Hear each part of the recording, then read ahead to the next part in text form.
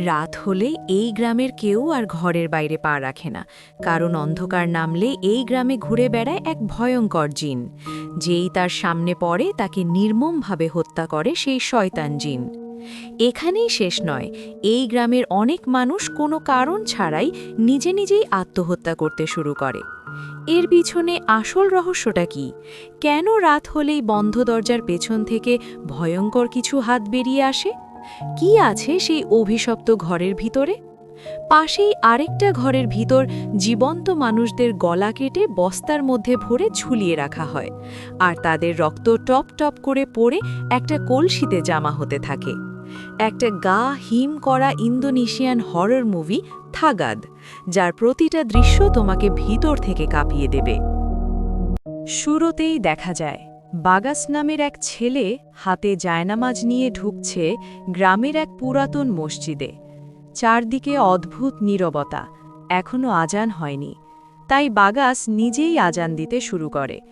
আর ঠিক তখনই পুরো গ্রামে ঘটে ভয়ঙ্কর কিছু। গ্রামের মানুষ হঠাৎ করেই কাঁপতে কাঁপতে মাটিতে লুটিয়ে পড়ে। তাদের চোখ, নাক, কান সব জায়গা দিয়ে রক্ত বের হতে শুরু করে। কারো ঘরের খাবারে পোকা উঠছে, কারো ধনসম্পদ চোখের সামনে নষ্ট হয়ে যাচ্ছে। তবুও সে থামছে না। অবশেষে আজান শেষ হয়, আর তখনই বাগাচির মুখ দিয়েও রক্ত বের হতে শুরু করে।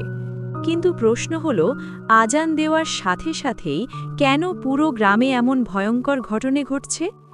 এই রহস্য জানতে হলে আমাদের ফিরে যেতে হবে আজ থেকে ঠিক 10 বছর আগের সেই অভিশপ্ত ঘটনায়।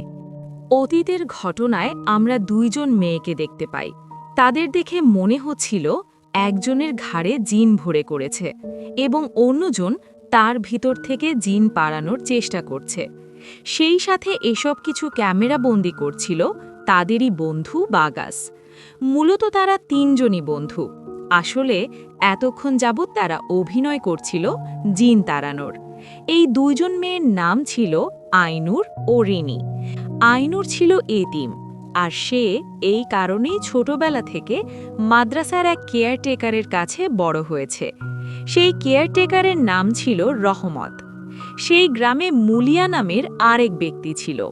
এই মুলিয়া একটা শয়তান জিনকে তার বশে এনে সেই জিনের সাহায্যে মানুষের বিভিন্ন রোগ ভালো করে দিতেন। একদিন রাতের অন্ধকারে আইনুর আর রিনি জঙ্গলের ভিতর দিয়ে মাদ্রাসা থেকে বাড়িতে ফিরছিল।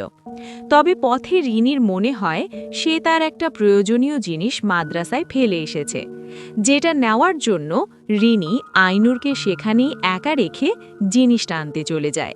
আর আইনুর সেখানে দাঁড়িয়ে দাঁড়িয়ে রিনির জন্য অপেক্ষা করছিল। এমন সময় তাকে হঠাৎই পিছন থেকে কেউ একজন ডাক দেয়। ঘুরে তাকাতেই আইনুর দেখতে পায় সেখানে মুলিয়া নামের সেই কবিরাজ লোকটা হাতে একটা ছুরি নিয়ে দাঁড়িয়ে আছে। লোকটা ছুরিটা হাতে নিয়ে আইনুরের দিকে এগিয়ে আসে এবং কোনো কথা না বলে সরাসরি তার মাথা থেকে দেহ আলাদা করে ফেলে। এই দৃশ্য দেখে আইনুর প্রচণ্ড ভয় পেয়ে যায় এবং চিৎকার করতে থাকে। তবে তখনই সেখানে চলে আসে রিমি এবং আইনুরকে সামলে নেয়।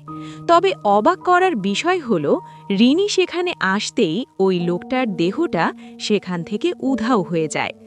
আইনুর ভাবে এসব হয়তো সবই তার চোখের ভুল ছিল, কিন্তু তারপরেও এই ঘটনার পর আইনুর অনেকটাই ভয় পেয়েছিল। এরপর বাড়িতে ফিরতেই আইনুর অবাক হয়ে যায়, কেননা তাদের বাড়ির টিভিতে দেখানো হচ্ছে একটা লোক আজ রাতে এখানকার জঙ্গলেই মারা গেছে, আর তার মৃত্যুও হয়েছিল গলা থেকে মাথা আলাদা হওয়ার মাধ্যমে। এই লোকটা আর কেউ নয়, মুলিয়া। খবরটা দেখার পর আইনুর যেন মুহূর্তের মধ্যে থমকে যায়। তাহলে কি আইনুর যেটা দেখেছিল সবই সত্যি ছিল? যদি সত্যিই হয়, তাহলে সেখানে তার লাশটা ছিল না কেন?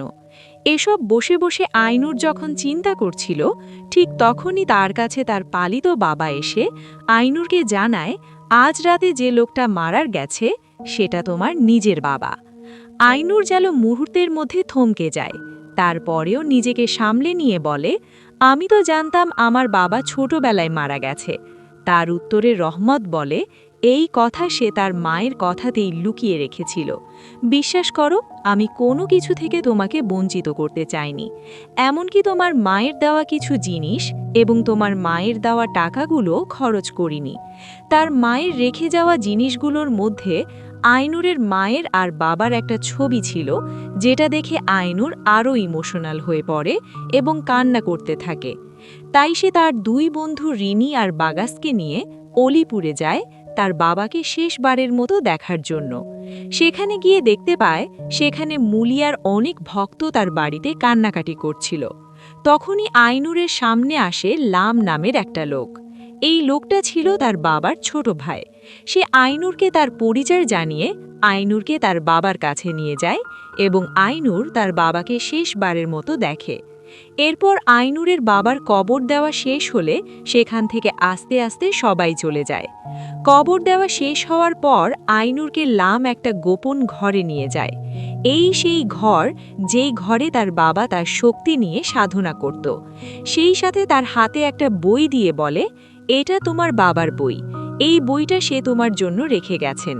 তার বাবা নাকি বলে গিয়েছিল তার মেয়ে যেন তার মতো জাদুটোনা করে এবং তার সকল শক্তি নিয়ে সে যেন তার বাবার মতো মানুষদের সাহায্য করে। এই কথা শুনে আইনুর একটু অবাক হয় এবং বলে সে কিভাবে তার বাবার শক্তি পেতে পারে। উত্তরে লাম বলে, আগামী 3 রাতের এক রাতে আমি তোমাকে সেই সিক্রেট জায়গায় নিয়ে যাব, যেখানে গেলে তুমি তোমার বাবার সকল শক্তি পাবে।